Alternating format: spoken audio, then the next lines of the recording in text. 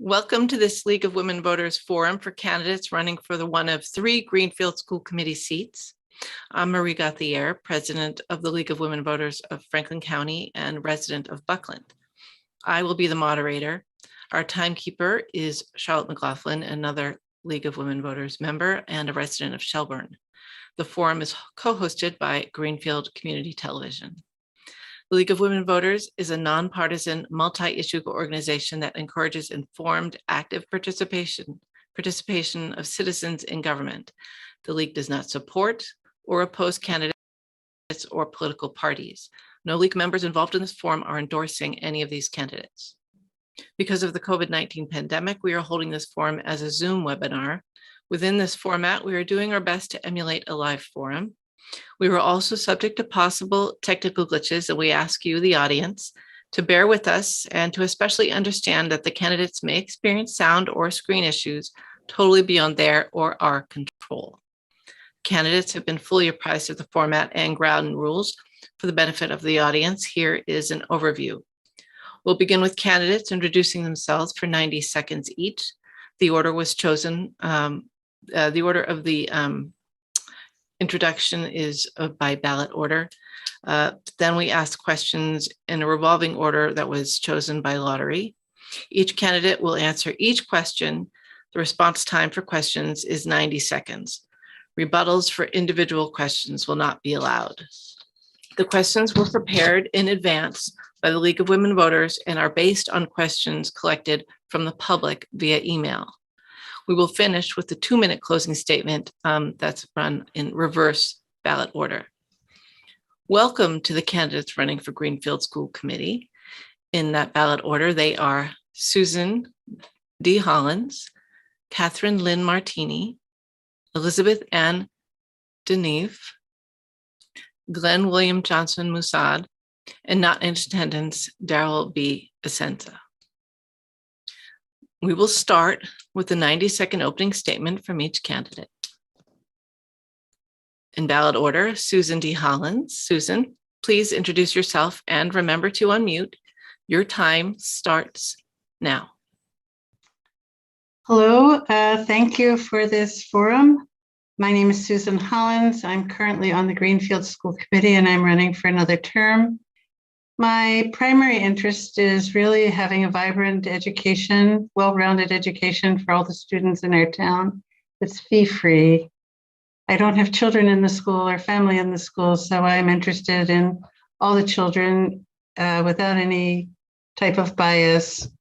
I've been in the field of education my whole career and involved in the 3 fields of my 3 degrees, which are in music and theater, special education, and school leadership. The school committee, as the governing body, makes a lot of decisions. And from my long experience, I think a school committee works best when the people elected to represent the community have different backgrounds, different ages, different ideas, and they deliberate because we represent a community with people of different ages and backgrounds. I personally think it's always useful that somebody on a governing body knows the industry. So that's something I think that I bring to the school district. Particularly, I enjoy school finance and understand school budgeting, and it really interests me that we use our money well. If I'm reelected, you can be assured I will work for a vibrant education program and the wise use of our money and the support of all of our children. Thank you. Thank you. Catherine Lynn Martini, please introduce yourself and remember to unmute, and your time starts now. Hi, I'm Catherine Martini. As a Greenfield resident of 15 years and parent of 2 kids in the district, I care very much about Greenfield Public Schools and the education of all our children. Coming from a family of teachers, education is one of the central values that I was raised with. Now, as a parent, and especially as a parent of a child with a learning disability, education is what I spend a huge part of life thinking about and working to achieve. There are many things important to me, but I decided to run first and foremost because I would like to bring our community's attention to the urgent issue of literacy. We need to discuss how our kids are and aren't learning to read and see how this touches on every aspect of their lives and is truly a fundamental matter of justice. I would like to see our schools make a new long-term district-wide commitment to high-quality curriculum and professional development aligned with the science of reading. Second, I would like to ensure our school committee takes action to improve how it engages with the community and communicates. There are important ways in which we can make this governmental body more accessible, more equitable, and more informed about the needs and views of townspeople. Ultimately, I think Greenfield should be able to expect an organized, transparent, respectful school committee that not just hears, but seeks out the people's point of view. Really, that's just democratic. Thank you for turning out tonight, and I hope you'll consider voting for me November 2nd. Thank you. Elizabeth and Denise is next. Please introduce yourself and remember to unmute. Your time starts now. Hello, thank you for having me at this forum. I'm Elizabeth Deneve. I am new to Greenfield, a parent of a middle schooler and a Girl Scout leader. I am a fashion designer in town, and I have been a small business owner for almost 20 years. As a new resident, I was immediately struck by the need for more transparency and new energy in our school committee. I'm excited to be running as a slate with two other candidates, Glenn and Catherine, in the hope to bring more progressive use to Greenfield. I decided to run specifically to bring more focus to the needs of the parents and families. I feel that they are not heard. It's an honor to have the opportunity to advocate for educators and the students, and I hope I can help create greater equity and transparency throughout the district. Thank you very much for having me. Thank you. Glenn William Johnson Musad is next. Please introduce yourself and remember to unmute, and your time starts now. I'm Glenn Johnson Musad, and I'm running for re-election to the Greenfield School Committee. Thank you to the League of Women Voters and everyone for coming out tonight. What's on the ballot November 2nd? Respect. I will continue to treat everyone with respect in public meetings and emails. Students, staff, parents, and my school committee colleagues all deserve respect, and I will respect everyone. Transparency. I won't just follow the letter of open meeting law because it's the law. I actually believe you deserve to see your elected officials deliberating in public. We work for you, and you shouldn't have to worry about what we are saying on email or behind closed doors. Equity. I will fight to make sure every student gets a great education in Greenfield, regardless of their race, socioeconomic status, sexual orientation, gender identification, or ability. Every student should get what they need from the Greenfield Public Schools. Community engagement. I want to hear from you and will fight to make sure the public has a voice at school committee meetings about anything related to our work for you. I will work to increase access so people can share public comment online and in person and know you are being listened to by the people elected to serve you. I ask for your vote November 2nd so I can continue to work for educational equity and increased community engagement with transparency and respect. Thank you. For our first question, we will start with Glenn. As a reminder, each candidate has 90 seconds to answer the questions. The question is, what are the main reasons you're interested in serving on the Greenfield Public School Committee, and why should we select you? Your time starts now. The main reasons I am interested in serving on the Greenfield School Committee are that I really care about educational equity. I believe that every young person deserves to get what they need from the Greenfield Public Schools. And I see it as an important role of the school committee to make use of the limited resources we have, smart use, so that we can address the educational needs of our students. But I also believe that school committee members can and should discuss the important and advocate for the broader issues around state and federal funding for education. We cannot solve all the problems needed to get our kids the education they deserve just within the bounds of the Greenfield School Committee. We also need to be fighting for more funding from the state and more funding from the federal government so that we can get the professional development, the excellent teachers, the principals, the leadership development training, the culture work that needs to happen, that we can really use all that we know about how to make public education effective and get the resources we need for our community to make those things a reality for our students. Thank you. Catherine, you're candidate number 2, so you're next to answer this, and your time starts now. The reason that I was inspired to run for school committee is because of my personal experience having a struggling reader. And I am accompanied on that journey by 2/3 of parents in Greenfield Public Schools, according to our data. I know on a personal level how the struggle of a child to learn to read can lead to anxiety, depression, and far-reaching life consequences. And for any parent, they fear what will happen to their child if they do not grow up to be a literate adult. So this is my passion and reason for being at the present time. I would like to see Greenfield make a wholehearted investment in a comprehensive long-term plan to improve our student outcomes in Greenfield in this particular area. And the other reason that I decided to run was because of changes that I would like to see in the quality of the school committee. I believe that it's important for this school committee to prioritize transparency. Right. I'll have to cut you off there. So Elizabeth, you are next, and your time starts now. Okay. Well, it's really quite simple why I want to join the school committee, why I wish to be elected. I wasn't planning on this being part of my journey, but I'm a user of the district. I'm a parent, and right off the bat, it wasn't working. I couldn't get simple things to happen. Phone calls were never returned, emails were never returned.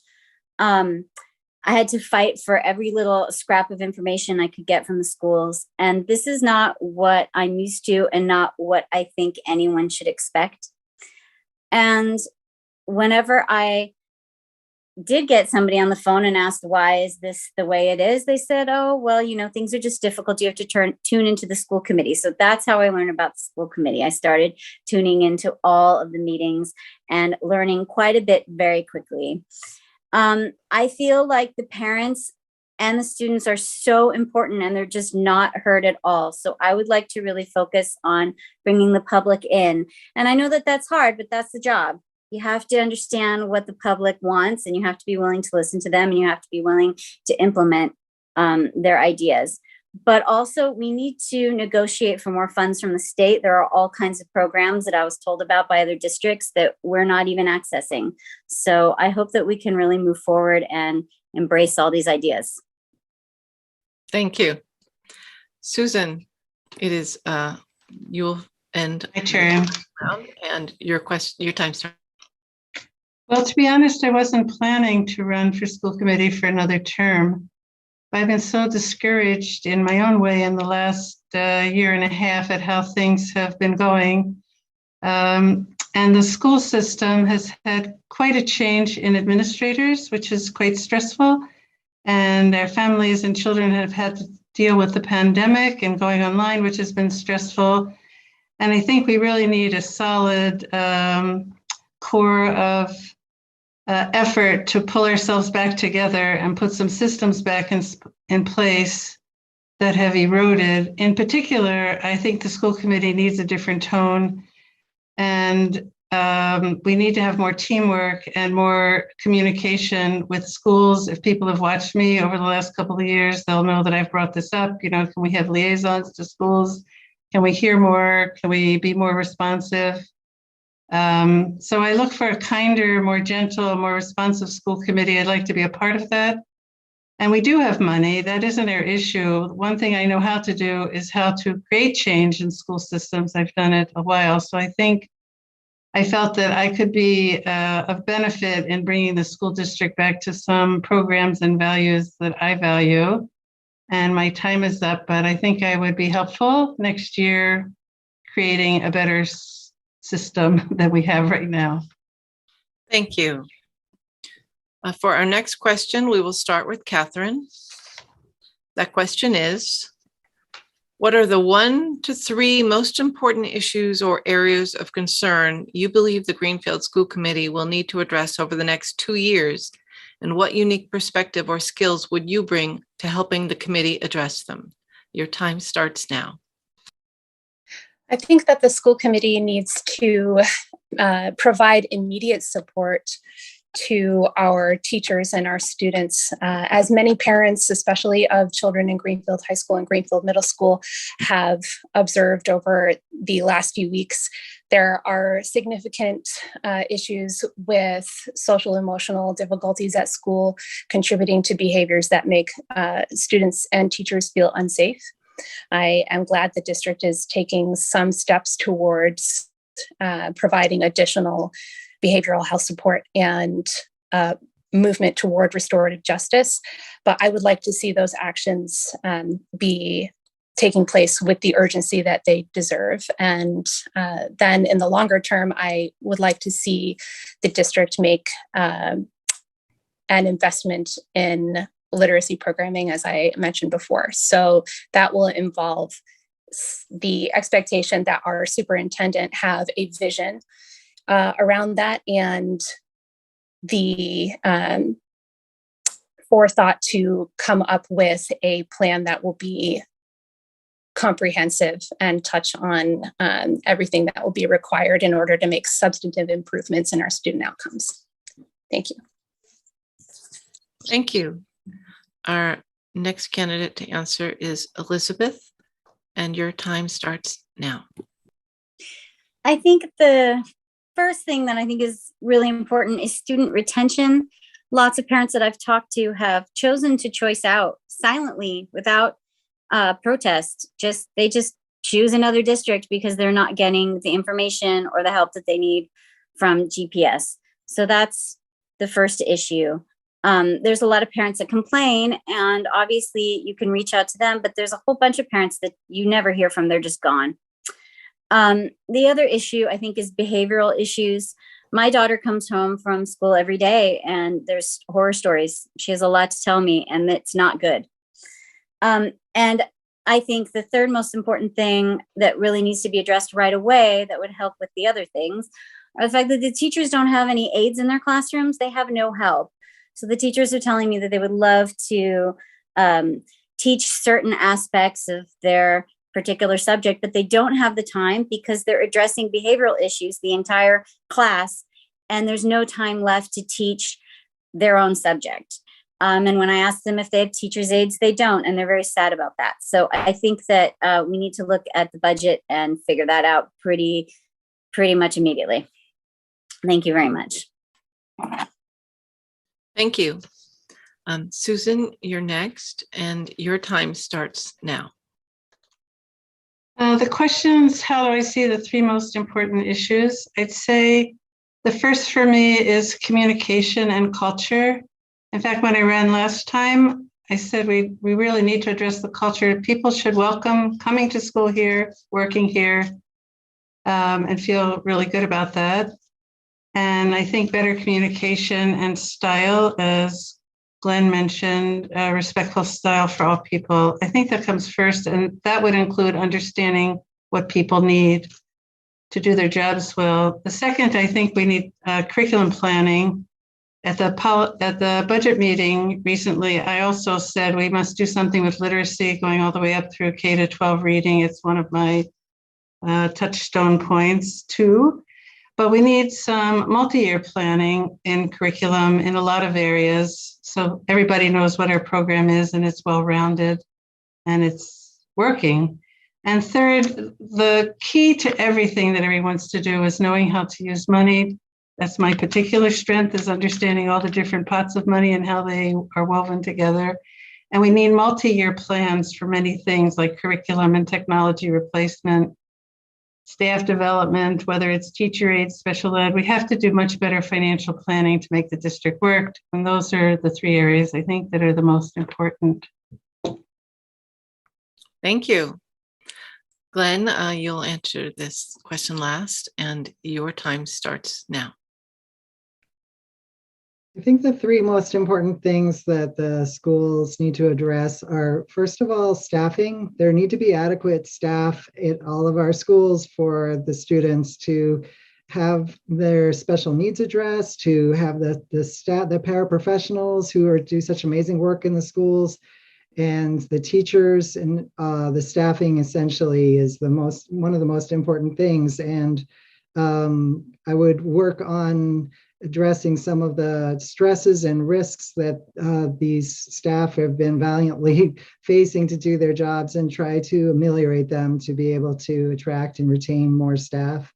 I think a curriculum is really important. I was really happy to be part of hiring our new assistant superintendent for curriculum. We can't have the best education without having a consistent curriculum that meets the best standards and best practices. And finally, I think equity is an issue. And one of the ways it shows up is we have elementary schools, which are determined by a geography that kind of pools a lot of the highest needs students together in elementary schools. Students are essentially segregated by class and then thrown together in the middle school, where they have difficulty forming relationships with each other. So I'd like to address having the elementary schools with students being bused to all the different schools. Thank you. For our next question, we will start with Elizabeth. The question is, what is your past or present experience or connection with the Greenfield Public Schools? Well, as I said originally, I am new here. And when I say new, I mean very new. I've only been here for 14 months, so I've only had 1 year of experience with my child in GPS. I came from a school where I was the secretary of the PTO, and I spent a lot of time working on their budget. Where I came from, that was something that the PTO did specifically for each school. So I have some experience with that. And I was really surprised at what I saw. I was very excited. I thought that I was coming to Massachusetts to experience all the great schools. And it immediately became a problem. So right away, I jumped in to join the PTO. I became very well acquainted with emailing the principal and the superintendent.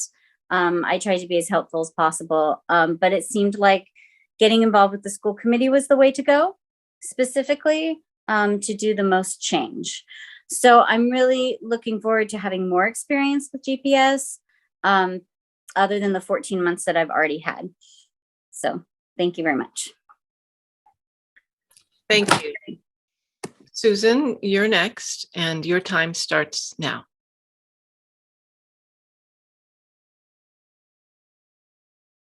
I'm sorry, could you restart the timer? She's muted. Oops, sorry. I came to Greenfield in 2008. I've lived here ever since as this interim superintendent. I was superintendent here for 6 years. I'd say during that time, all 6 years, I worked to update the schools and get us a new high school, rebuild the budget, add in an AP program, coordinate special ed, reduce their choice out, support the arts, bring in more ed assistants, eliminate all the fees for sports, which was an equity issue for me. And I helped establish the Education Foundation. Then I retired. My first career is in music. I'm a pianist. So after that, I volunteered with the music department. When they didn't have an accompanist, I would learn the music and accompany the high school chorus, which I still would do. And I've been on the school committee for about 5 years. So I have a long history with the Greenfield schools, but I've been superintendent in several places. I never think things have to stay the same, and they don't. And I'm interested in governance. What I do bring to the committee, though, is some history. It doesn't help if we spend money on something we did 5 years ago and we saw that it wasn't effective. And I really do understand budget. I know that's not too interesting to lots of people, but it's what drives every single thing that everyone wants to do. And I hope to live here for a long time, and I'll always be involved with the schools in some way. And I hope I serve another term. Thank you. Glenn, you're up and your time starts now. I started out being connected to the Greenfield Public Schools primarily by being a taxpayer in Greenfield. And, the largest percentage of our taxes in Greenfield go to the public schools. Then I started to get involved in politics. I ran a write-in campaign for city councilor and just started to get tuned in and saw in the newspaper what was happening on the school committee, was connected to Adrienne Nunez, who was the chair of the committee at that time, listened a lot and started to think I might have something that I could offer. So when a vacancy came up, I applied because I have facilitation skills. I train nonprofit leaders in meeting facilitation and facilitative leadership. I've been trained in advancing racial equity in organizations, so I understand some frameworks and tools for doing that. So I applied for the vacancy, and then I was sworn on, and I was voted on and immediately sworn in and immediately started serving, and found that it was true that even though I was just a normal person from the community, that I actually had something to offer and could play an effective role, and have been really happy with the role that I've gotten to play with the Greenfield Public Schools, and hope to continue to bring my facilitation skills and my equity expertise to the table for this good of the Greenfield students. Thank you.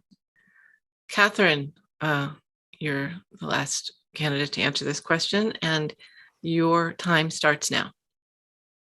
I've been a Greenfield resident for 15 years and have 2 children in Greenfield Public Schools. I am a social worker, and so I have worked with many families in regards to issues that a lot of our kids in school are struggling with, such as domestic violence, mental illness, substance abuse. And as a social worker in that role, I understand how important caring for our kids at school and providing them with the supports that they need, and also supporting families is to student well-being and student outcomes. So that's very important to me. Also, I was the chair of the Special Education Parent Advisory Council at my child's previous school because of my experience as a parent in special education. And because of that, I also have provided much volunteer time as a parent advocate in my spare time, and completed training through the Federation for Children with Special Needs and their Parent Center Training Institute for that reason. I hope to bring strengths from all of those categories to service on the school committee. Thank you. Thank you. For our next question, we will start with Susan. The question is, how do you deal with personal preferences and biases when engaging in a committee decision-making process? Your time starts now. How do I engage with personal preference and bias? Well, for my own bias, like I support the arts in schools. I think you have to have the courage to speak up and say what your bias is. And I haven't addressed other people that have biases because I think I'm hopeful that when we get a new school committee, we can talk about that a little bit. I think one of the things you need on a school committee is unflinching courage to be honest with what's happening. So if someone challenges you, you have to be able to absorb that and reflect and think if that's correct. But if people, you have to have a culture on the school committee of checking each other. And that takes, I think it takes some time for teamwork to develop. I'm not sure I have too many personal biases, except I don't think politics should get involved in decisions we make about the schools. And I don't think our personal experience should cloud our ability to look at all the children in the school. We do have students with special needs. It's critically important. I've been a special ed administrator to address the needs, but there's students that don't have special needs, and their needs for whatever it is the right program from them is equally important. So hopefully we can get to that by a broad committee with different views that's honest and deliberative. Thank you. Glenn, you're next, and your time starts now. Great question. I think the personal preferences and biases for me falls into two categories. The personal preferences and biases of my colleagues on the school committee, and then my own personal preferences and biases. So as far as my own, I'd say I try to factor in that my perspective is not the only perspective and listen to everybody with respect. I try to put myself in situations and learning where my unaware biases and unconscious isms can be challenged and I can learn and grow. And I try to put the needs of the students first rather than thinking about my own personal preferences and biases. As far as those of my colleagues, I think that it's important to be able to be respectful and to listen, but also at times to challenge my colleagues on the school committee when I think that their biases may be affecting decisions. So I am certainly an outspoken fighter for the students whose needs really need to be at the center of everything. It really should not be about us and our personal issues with each other. Thank you. Catherine, you're next, and your time starts now.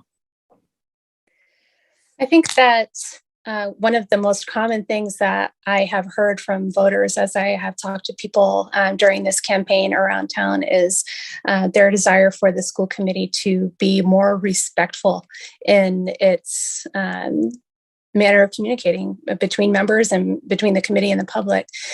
And I think that that has to be a paramount requirement for anybody who's going to be joining the school committee. And I think that committee members need to stand up for that during meetings. And that is something that I would intend to do. I think that's with that priority, as well as a commitment to following not just the letter, but the spirit of open meeting law and the rules within the committee will go a long way towards dealing with that problem. And secondly, I think personal biases on the part of the members of the committee are, they can take on an oversized role when the committee is operating without much public input. And that is a serious issue that I think needs to be addressed with the committee. I appreciate Glenn's recent motion in regards to opening up the public comment policy. And I hope that the committee will make that and much more robust efforts to acquire input from the community and act on what the townspeople care about and not just their own biases. Thank you. Thank you.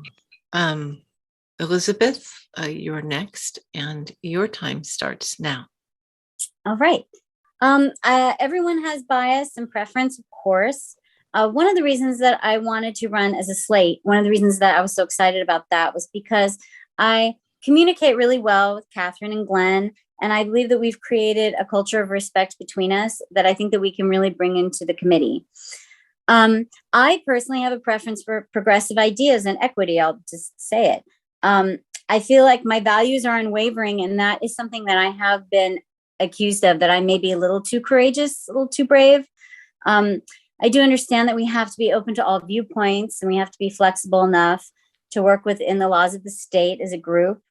But I really love to stand up for what I believe in. And in the time that I've been watching the school committee meetings, I see a real lack of kindness and empathy for each other and for the situation that everybody's in. And so I'd really like to see a group come together that can not only change the tenor of the school committee, but can reach out to the public and invite them in to be part of this new experience. A little bit more empathy and kindness, I think is in order. Thank you. Thank you. For our next question, we will start with Glenn. Question is, public service in Greenfield means always having some people who publicly disagree with you. How will you handle criticism and differences of opinion? Your time starts now. This is actually one of the exciting things about public service in Greenfield is that you get to be someone who listens to lots of people and hears lots of different perspectives. So many of us have gotten kind of stuck in our own bubbles, and we're only interacting with people that we already know and we already agree with. And there are so many opportunities when you're in public service to listen to people with different points of view and make connections with them. I have a bit of an email correspondence with a constituent who I would never have met if I wasn't a school committee member. And she certainly has shared many ideas with me that I definitely disagree with.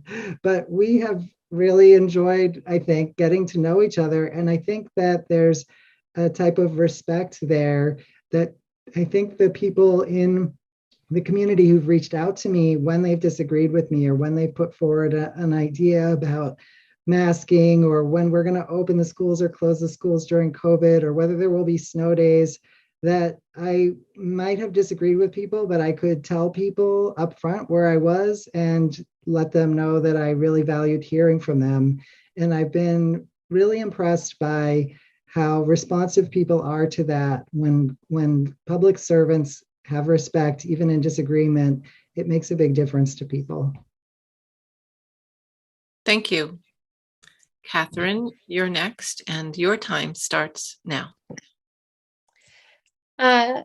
Like Len was saying, I think in the age of Facebook and Twitter, it's all too easy to just block people that you disagree with. And we can get to living in a kind of echo chamber, which is really unfortunate because people lose the ability to just talk to each other about something that bears honest conversation. And, as a parent, having gotten involved heavily in the advocacy movement for dyslexia and the science of reading, I have been, I was initially shocked and pleasantly surprised to realize that many of the people that I shared this passion with are people who disagree with me politically on many other issues. And if I hadn't gotten involved in this, then I might not have, met those people or come to understand them. I think all parents want their children to become able to read and write and numerate proficiently at school, and that we need to keep our attention on real issues like that. And if we do that in a respectful way, then that will only benefit our students. Thank you. Thank you. Elizabeth, you're next, and your time starts now. In regards to public service, I really enjoy criticism, to be honest. Of course, like all humans, it can be sometimes hard to take. As a small business owner and somebody whose job has been to help people feel really great about their bodies and what they're wearing, I've had to endure all kinds of criticism. And I don't have a need to agree with everyone. To be honest with you, the best part of campaigning for this has been connecting with the public. I've really enjoyed knocking on doors and talking to people. And I feel that connecting with the public is one of the most important parts of public service.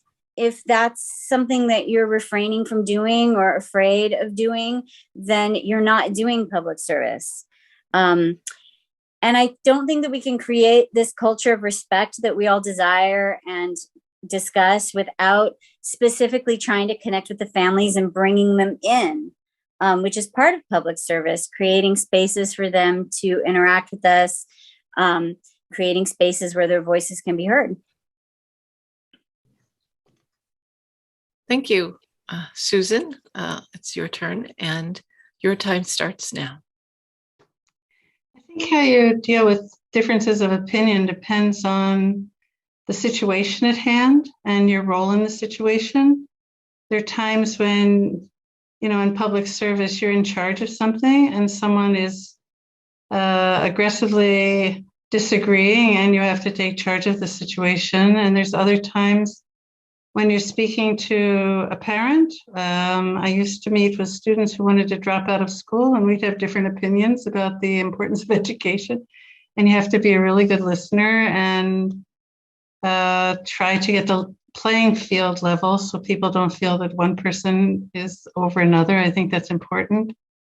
I was always interested in change theory when I was in college. I took a minor in how do you take warring parties and actually get them to agree to make a change. So it's been an interest of mine through my career.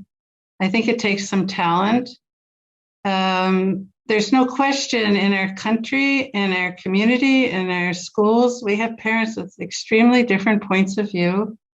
And everybody in a leadership position has to develop these skills of listening and negotiating and bringing people to consensus. I'm a little scared of a school committee where everybody goes on thinking the same way. I think you really need diverse people with different points of view and backgrounds. And that's how you get a healthy school committee. Thank you. For our next question, we will start with Catherine. The question is, what are your thoughts regarding the recent revisions to the school committee's policy for public comment, such as granting the chair the ability to extend the public comment segment by an additional 15 minutes and allowing the public comment to extend beyond the scope of the agenda? And Catherine, your time starts now. I think that this change to the public comment policy is essential. When you have a policy that stifles speech about anything that's not already on a predetermined agenda, then you are operating in an environment where the committee doesn't know what the community cares about. And I was disappointed to hear comments from certain members of the committee about what sort of things are or aren't under the committee's purview, and therefore whether someone from the public should speak about them, because I think that puts an unfair burden on the members of the public to know things that they, of course, don't know. And secondly, I think that is a little bit of hot potato that politicians sometimes like to play, and not being responsible for something. When you think about it, pretty much everything related to the Greenfield Public Schools has something to do with the performance of the superintendent, the budget, policy, things that are under the committee's purview. And I think the only way for the committee to really be effective and to be serving the community in the best possible way is to be not just allowing the communities to speak, but actually actively seeking out their input and then putting it into action. Thank you. Thank you.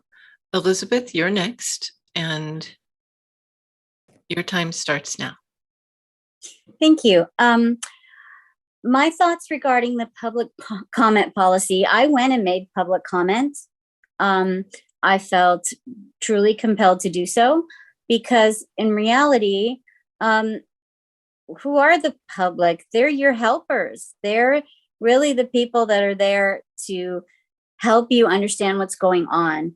And if they cannot discuss what they need to discuss because it's not on the agenda, then really you're missing important information. And it's not just the public comment policy. It's about making the meetings more accessible to the public overall. They happen at dinner time. These parents can't participate at dinner time when they have to deal with their children. There isn't childcare. So I think not only, the public comment policy was a start, but I think changes also need to be made to have it live streamed all of the time. Parents need to be able to make public comment via live stream, or it needs to be held in different places where it's at a more equitable time. So I think that the policy change was a really great step in the right direction. I think it's a beginning step. It felt uncomfortable making public comment to them. It felt like they didn't want to hear it. And that's something that the public feels when the vibe is, why are you here wasting our time? That's the vibe that I got. I didn't like that. It felt uncomfortable.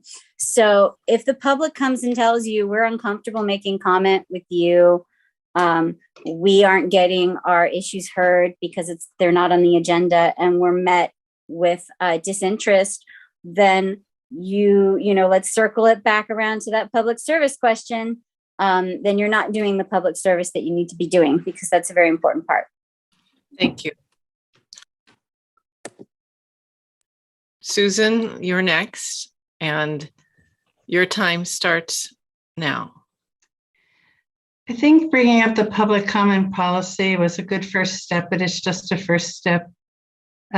Historically, when you would say you have to speak to items on the agenda, we'd be meeting in person and a copy of the agenda was passed out to everyone. I've never understood why we tell people you have to speak to the agenda and then we don't tell them what's on the agenda.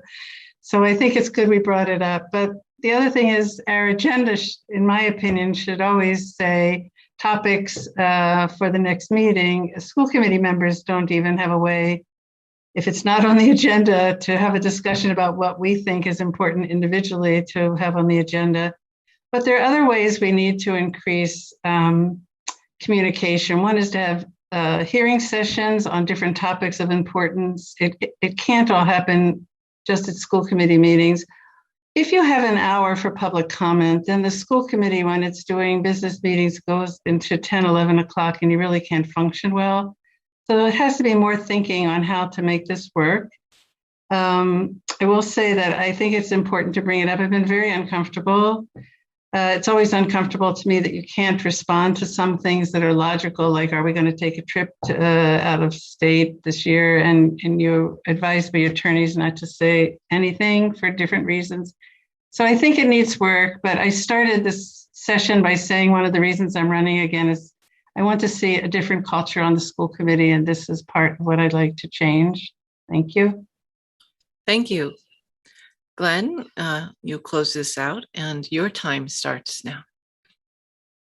I was really pleased to get to bring a new policy on public comment to the full committee in my role as chair of the policy subcommittee, because I had seen people come to our meetings and want to talk to us and be told, you can't talk to us about that because it's not on the agenda.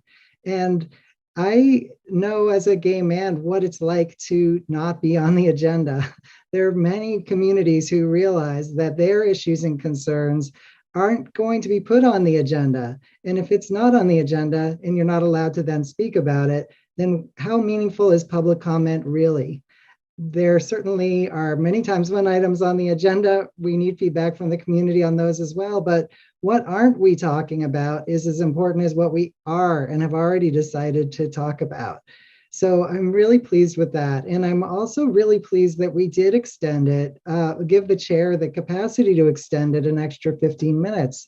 In the wake of the George Floyd killing, we had a lot of people coming to school committee wanting to talk to us about equity. And they were told in some cases, well, if you're going to speak up for equity, then we've already said it, and then we need to move on because we don't have time. So I think that in special situations, the committee absolutely needs to be able to extend public comment so that people can speak to what's on their minds. Thank you. For our next question, we will start with Elizabeth. The question is, what do you think is the most effective way to keep our enrollment numbers up in Greenfield Public Schools? And your time starts now. I'm sorry, did you say the most effective way? Yes. Okay, I'm sorry, I didn't quite hear you. The most effective way to keep our numbers up? Well, it's a real simple thing. I think we start just at the beginning of the administrative level.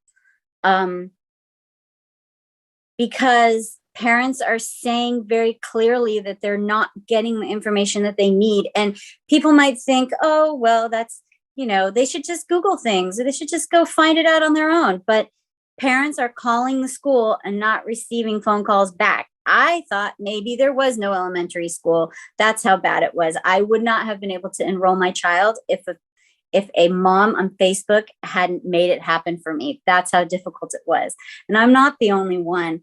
I met a parent the other day who enrolled their kindergartner in Deerfield because they couldn't get them enrolled in GPS. They could not get a phone call back. You answer the phone, voicemail's full. You go to the website, there isn't the information that you need. So step one is just to correct administrative issues right off the bat and make sure that it's welcoming. Because I've called other districts to inquire about school for my child, and it's been a wonderful experience. They've been welcoming and open and answer the phone and invite me on tours. And I've received nothing like that from GPS. So that's step one. Thank you. Susan, you're next, and your time starts now. Well, the situation I'm hearing about today certainly concerns me. The phones have to be answered and parents have to be able to get their questions heard and be able to enroll. That's disturbing to hear. I think people leave the district for different reasons. Sometimes you work in Northampton and that's where you want to go with your child. Sometimes you leave because you're disgusted with the schools. People have left because they find that another school offers theater and we don't offer theater.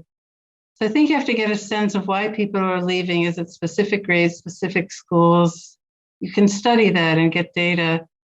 But when you have active connection with parents and they're engaged in the programs, they're supporting your programs, people generally enjoy staying in their community.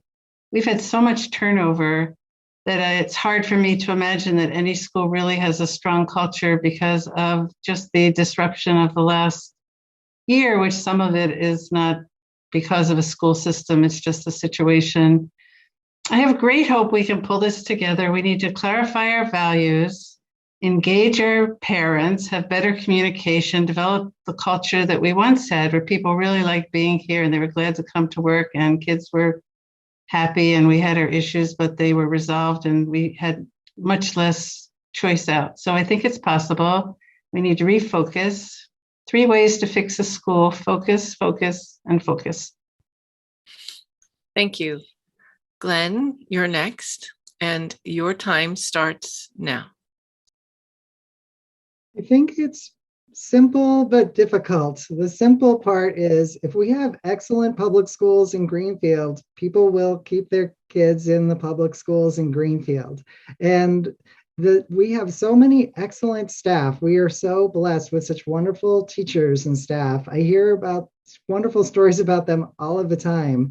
I think it goes back to some of the issues that I discussed at the beginning, which is staffing. We have to have adequate staff, adequate numbers of paraprofessionals so that teachers can do their jobs.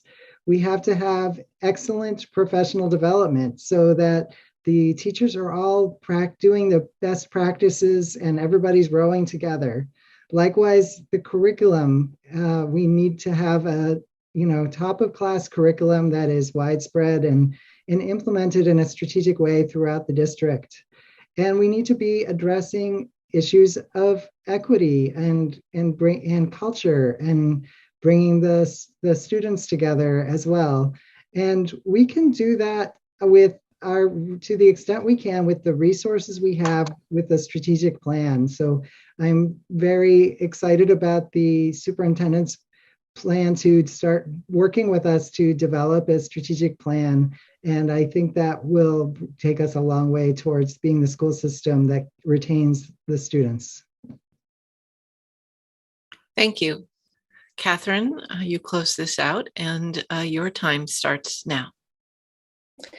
Like Elizabeth, I've experienced some of Greenfield's difficulties with its basic organization and communication, and I think that is not uncommon.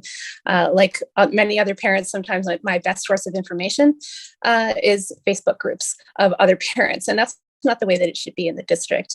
But as I have been knocking on doors, talking with voters, I have maybe been hearing things that the district has not about why parents choose school choice, charter schools, homeschooling, and private schools. And if the committee were gathering that information, they would hear concerns about poor student outcomes, outdated curriculum and programming, racism and inequity issues in our schools, and problems with special education services. Likewise, with teachers, I have asked them, like I asked those parents, whether anybody had ever inquired with them about why they decided to leave Greenfield schools or not come in the first place. And I think if the committee were asking those questions and gathering that data, then they would hear issues with low pay, lack of support, leading to significant safety issues for them at school, and a lack of direction from constantly changing administrators. So I hope that the committee will take it upon itself to ask the question, and I think they'll find the answer. Thank you. Thank you. For our next question, we will start with Susan. And that question is, what is your position or opinion on transparency within the school committee? And don't forget to unmute. Your time starts now. I absolutely think we should be transparent. I'm not supportive of proposals coming forward that have already been decided outside of the school committee. I don't think that's fair to the school committee or appropriate, and I don't think it's fair to the public. So I think we should be transparent. From time to time, I've advocated we meet more than once a month. There's certain things we can't talk about, but most things we can talk about. And I think some of that may need consultant help on how to address difficult issues that make you uncomfortable. But basically, we represent the public, and the public should know what we're thinking. I still think we need a committee that has different points of view. We're a deliberative body, and that's how we make the best decision for a community that has different points of view. And we do that best when we say what we think, and we're honest, and we listen to each other. And I think that's how you're open and transparent. I think we should say how much money we receive from grants, what's in them. We should post that information. There's nothing about our school district that should be withheld from the public, because it's a public system. That's how I feel, and that's how I try to act. And I also think we need to have good minutes, which we're lax on that at the moment also for our subcommittees. Thank you. Glenn, you're next, and your time starts now. I'm a strong advocate for transparency within the school committee. As I said in my opening statement, this isn't just about kind of a letter of open meeting law and following the rules, but it's about actually believing that the public needs to hear us deliberating in real time, that we work for you, and it's our job to not be doing secret backroom deals. Sometimes people may not have intended to, but there have been many documented incidents of school committee members speaking to each other on email about items that really should have been discussed in public at a school committee meeting. And I have actually brought forward motions when I thought that a meeting may have been scheduled inappropriately with less than 48 hours notice for the public to attend, and got the school committee to agree that we would refer that matter to our own attorney for recommendations of what to do next. Unfortunately, that, even though the committee voted favorably for that, that never took place. But it's the kind of thing that I do speak up for, even when my committee members, I think, sometimes would prefer I wasn't so vocal about it. I also believe that all school committee members should do the required training on open meeting law and charting the course that's part of Massachusetts law. Thank you. Catherine, you're next, and your time starts now. I think that transparency starts with the committee making it as possible, as absolutely possible, for the public to see and hear committee meetings. At the present time, the committee's own website is still wrong on saying that committee meetings are being held fully remotely still. It's not true. And a person should be able to go to the committee's website and find accurate information about when and how they can attend a committee meeting. Likewise, I support Elizabeth's comment in regards to live streaming meetings. That needs to be accessible for parents who are not able to leave home for whatever reason or wherever they are to get to a meeting, as well as broadcasting and eliminating technical issues with that. And as Glenn was saying, I think that every school committee member should take it upon themselves to fully understand and respect the open meeting law. I have concerns about how that has gone in the past with this school committee. And that is something that I think should be prioritized. Thank you. Thank you. Elizabeth, you're next, and your time starts now. Thank you. I'm so glad that somebody asked this question, because this is what is the most frustrating thing for me. I know that the school committee has a public perception problem. Whether they want to admit that they do or not, they do. The problem is that people don't always know what the school committee is talking about. Not everybody is as well versed as they are in issues regarding budgets and grants and so on. So when things happen, when they cannot share certain things with the public, that's fine. I understand. But they need to say so, and they need to say why, and they need to post things, and they need to make it clear to the public. We cannot talk about this because throw a little nugget in there about why. There's no reason not to. When you don't, the public turns into a rumor mill, and Greenfield gets dramatic on Facebook, and it turns into this committee member doesn't care, and they didn't say this, and on and on and on, and it becomes a big problem. There's no reason why they cannot explain to the public in slightly more accessible terms why they cannot discuss what's going on. And then if they can discuss it, it needs to be fully transparent all the time. And I don't think there's anything wrong with them updating their website to explain these things. They could do it for every meeting. It's a simple technical issue that they could solve. Thank you. For our next question, we will start with Glenn. The question is, in what ways could the school committee increase engagement and input from more residents and more diverse residents within the community on important upcoming school committee decisions? Excellent question. I think I've answered part of it already in terms of wanting the community to be able to come to us with public comment on any item that's within our purview, not just items that are on the agenda. I also think we do need to move towards a hybrid system where people can come and do public comment with us in person, but also be able to do it online on Zoom. There's no reason. Our teachers were teaching in hybrid at various times throughout the last year, and we certainly should be able to do it as a school committee. I also think there are opportunities for the school committee to have certain listening only sessions where we go to different communities, different neighborhoods in Greenfield, hold a public session where the only item on the agenda is public comment, and really listen to what people have to say. So I think that there's a lot of room for improvement for us, and I want to be a part of making that happen. Thank you. Thank you. Catherine, you're next, and your time starts now. I think that in order for the committee to do more than just talk about issues like equity, there need to be changes in how the committee operates in order to allow the public access and to get input from the public. I think listening sessions are an excellent idea.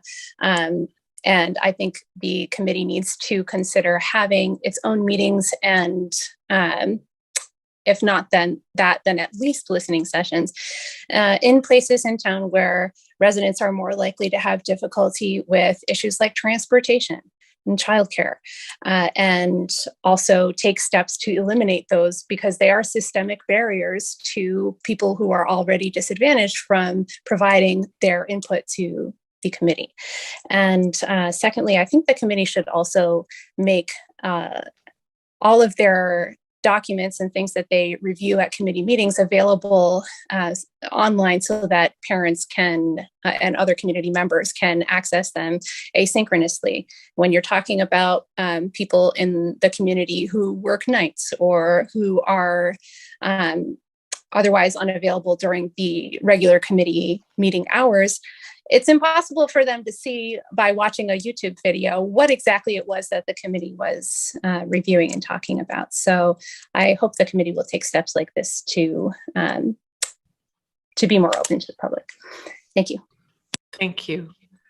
Elizabeth, you're next, and your time starts now. I love that so many of the questions are about engaging with the public. It hasn't really been discussed, but school committees are like powder kegs all over the country right now. And I don't think that that extends to Greenfield, but I don't think that the public should have their issues bottled up. I think that they should be allowed to express them. I think listening sessions are important. Once again, the meetings are at 6 p.m., dinner time. Families have dinner time with lots of kids. Every parent has told me, this is what I need. I ask, what do you need? How do you want to go to the committee? We need childcare. We need live streaming. They need to be able to pop in their earbuds, make dinner, watch their kids, and stay up on what's going on. I've been told that's very, very important. They need to be able to drop off their kids if they can attend in person. They need to know that it's happening in person. I feel like there's a real disconnect about what is available contact-wise for the school committee. I was once told by a city official that the school committee had a Facebook page. They don't have a Facebook page. Like, you can Google their information. And it's amazing to me that I mentioned this to school committee members and they seem surprised. Like, you should know how people can access you other than your personal state email, I think. So I think that they could do quite a lot, and we've already discussed it in many ways. Thank you. Susan, you'll close out this topic, and your time starts now. I just want to say, if you have the misimpression, the school committee doesn't run their own website. They don't post their own meetings. These are secretarial administrative services that happen in the central office. There was a meeting recently. I wanted to see if it was posted. It was somewhere, but it wasn't on the school calendar. I couldn't find the. I mean, we have trouble too on the school committee. This is an administrative issue that we need to pick up because it represents us, but it's not something individually that we do as school committee members.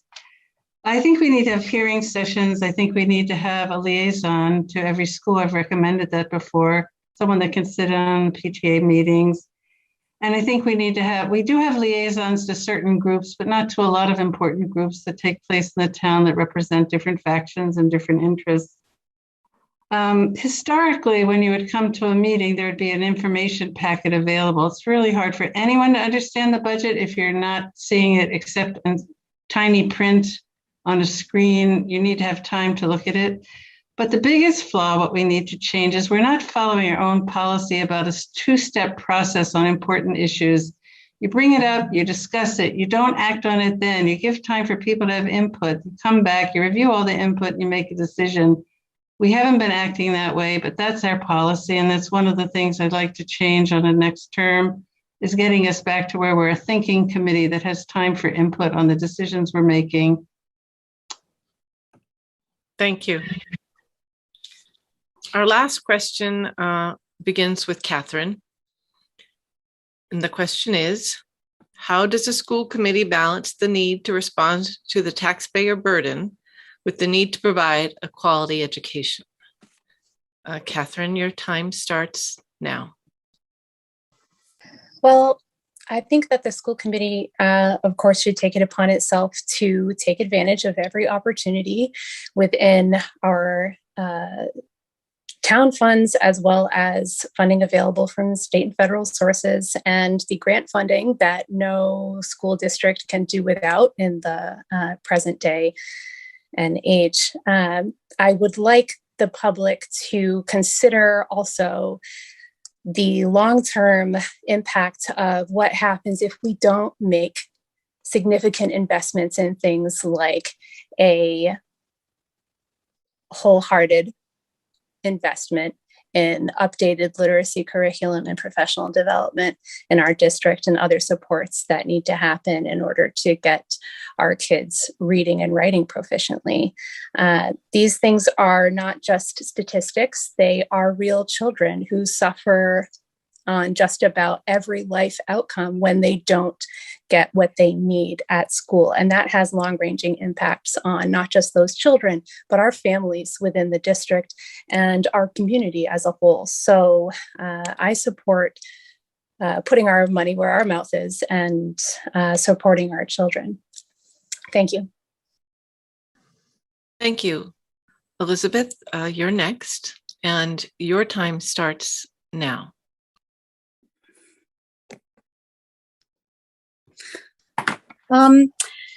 One of the things that I noticed, I met so many people who said, I'm not going to vote because I don't have kids in the district. And I said over and over and over again, you're a taxpayer. Where do you think your taxes go? They go to the district. So I think that the public needs to be reminded sometimes that their taxes are a long-term investment in the youth of the city. Where do we want to see our young people in 5-10 years? How do we want to create sort of a long-term experience of, having good students all the time going in and out? We don't want to have children who cannot read and who can't do the things that they need to do. I mean, honestly.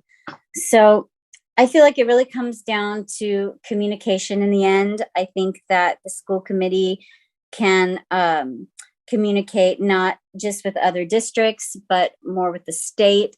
I had people from other districts come up to me and say, hey, I have a whole list of websites for you. If you get on the school committee, here's a whole bunch of grants that I've used in my district, and we'd love to talk to you and work with you and communicate with you. And is that happening currently? I don't know, but I think it should. That's a way to get more money involved. Thank you. Susan, you're next, and your time starts now. Greenfield is a city school system. I think we're the newest city. It's really different than a town school system. Our funding structure is different. That's why you need somebody on the school committee that really understands municipal finance for city schools. We get our money from the city. If we really want to have a strong budget, we have got to have close communication with the city to understand what we're doing, what our data is, why we need things.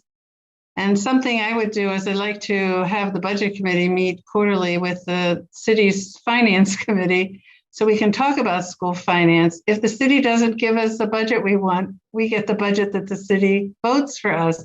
So communicating with the city and being clear about what we're doing with ourselves, how much money is for each program, how do we make sure, how much money do we need so teachers have the materials they need? What does the reading program cost?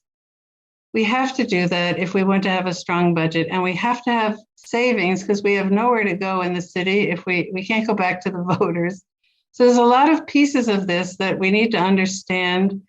What we need on the school committee is a really strong standing budget committee that can answer questions for the school committee and work with the city. And I can't stress enough that that's really essential. There was a directive that our standing budget committee not meet unless there was something specific. I don't agree with that at all. I like to see our standing committees get back into active function. That's the best way to serve our district. Thank you. Glenn, you will close this part out, and your time starts now. An excellent question about how we balance the need to respond to the taxpayer burden with the need to provide a quality education. People are really hurting in Greenfield, and it's hard with the local taxes being so high to ask them to give more. I don't know the answer to that, but I can say as a school committee member, we can make strategic use of the funding we do have. I think investing in curriculum and in school leadership can really make a difference in terms of how far we make that dollar stretch. But it's absolutely outrageous that our schools are funded primarily from real estate taxes. The best predictor for student outcomes is the zip code your child is born into. And that is so wrong in the United States of America, and in particular in Massachusetts, where we have written into our Constitution that every child is has a right to an education, the best quality education, regardless of their socioeconomic status. And that's why I really think we need school committee members who won't just work within the budget we have, but will also find ways to advocate for more funding from the state and federal government. In some ways, the most important item related to this topic is on the ballot, not this year, but in November 2022, when the Fair Share Amendment is up, which would tax millionaires and billionaires and make sure that our schools get their fair share of the funding that they deserve, so every student has a quality education. Thank you. We will finish with closing statements in reverse order of opening statements, starting with Glenn. You have 2 minutes, starting now. Thank you, League of Women Voters, and thank you everyone for coming out tonight. I also want to thank everyone who has put themselves out there to run for school committee. You have to care a lot to be willing to run for election and to serve. As many of you know, I have been running a cooperative campaign with Elizabeth Deneve and Catherine Martini. It's been a pleasure to work with them. Their passion for education and their commitment both to their own children and to all of Greenfield students has been remarkable. You can learn more about our cooperative campaign at voteforbettergreenfieldschools.org.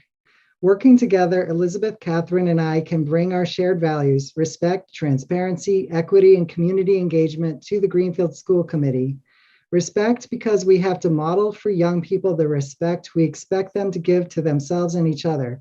Transparency because we should have nothing to hide and we work for you. Equity because every decision we make has implications for students of color, students with disabilities, LGBTQ+ students, and students of lower socioeconomic status. And community engagement because we need everyone sharing their thoughts so we can come up with the best strategies to improve our schools.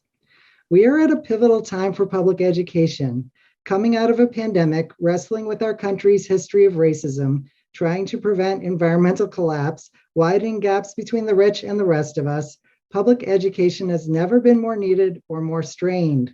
We are going to need to attract and retain excellent teachers, engage them with a comprehensive, strategic, high-quality professional development program, provide leadership development opportunities for school principals, and create a climate and culture for learning that allows all students to thrive. To tackle these challenges and to prepare students for the challenges ahead, I ask for your vote on November 2nd for re-election to the Greenfield School Committee. Thank you. Elizabeth, you're next. 2 minutes, start now. Thank you. Thank you, League of Women Voters, for this forum. It was a wonderful experience, and a special thank you to the public for attending. It has been wonderful to hear and answer everyone's questions. I want to impart something to you. I want you to know that I want to do this. I'm not feeling sad or apathetic about this. I have the energy and the desire. And I think it's time to try something new. And I'm asking not just that you vote for me on November 2nd, but also for the entire slate. I specifically chose to run with Glenn and Catherine because our values are aligned. I have spoken about issues today regarding student retention, public needs, and the committee members appear surprised. I don't know why. They should know these things. They should be plugged into community issues and not checked out. It has been said that the administration isn't the purview of the committee. I understand. And I understand that finance and budget is extremely important. This is understood. We all understand this. But we need members on the school committee who can think outside the box, who are willing to interact with the public and work not just for the budget, but for community respect, for equity, for transparency, to work as a group, to change the tenor of the school committee and make it more respectful for all. Thank you. Thank you. Catherine, your time is 2 minutes and it starts now. Thank you to the League of Women Voters for holding this forum and to everyone who is here tonight watching. What I want you to know about me as a candidate is that I believe in the values of transparency, equity, and respect. Like many Greenfield voters, I want the school committee to actively seek out community input center equity in all of its decisions, and be respectful between elected members and the public. As a parent, I am a passionate advocate of literacy, and I am devoted to doing everything that I can to help our schools improve student outcomes.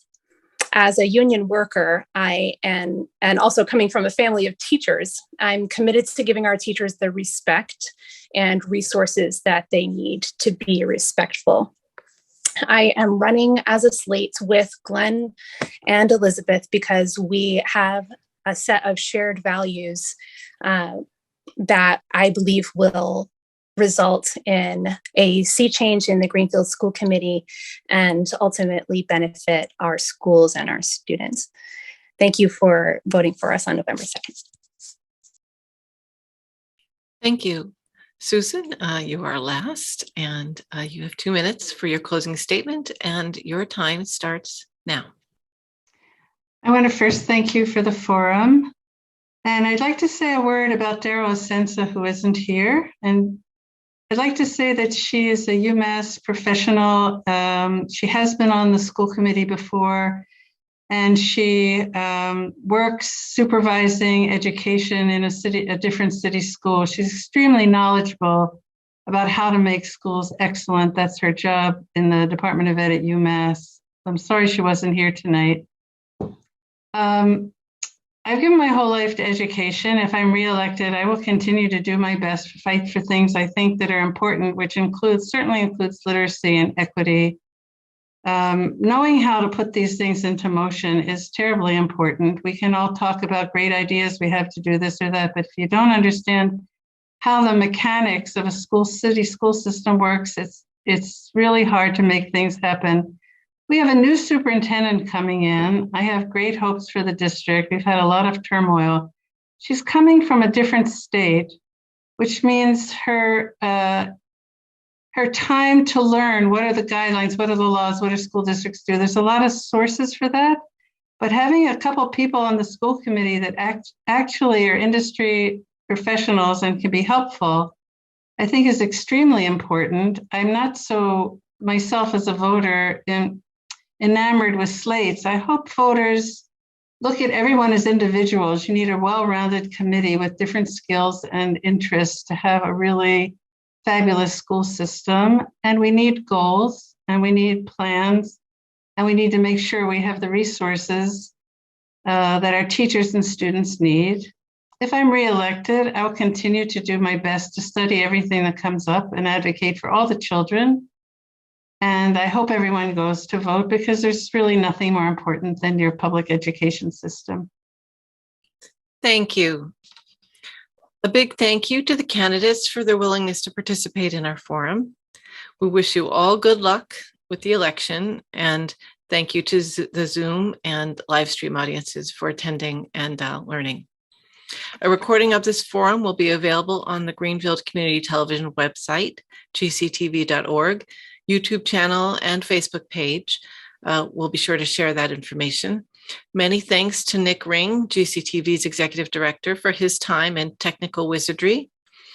The Greenfield election is November 2nd. The deadline to register to vote in the election has passed, and the deadline to request a vote by mail or absentee ballot is 5 p.m. on the 4th business day before the election, which is next Wednesday, October 27th. The League thanks the League of Women Voters of Massachusetts for the use of its Zoom account. And thank you again for joining us. And remember, vote on November 2nd. Good night. Right.